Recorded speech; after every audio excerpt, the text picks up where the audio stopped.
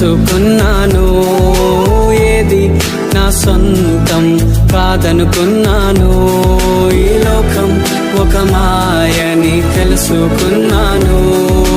ఏది నా సొంతం కాదనుకున్నాను. తప్పిపోయిన కుమారుని నేనైతే నా కొరకై నిరీక్షించే తండ్రి నా యేసు. తప్పిపో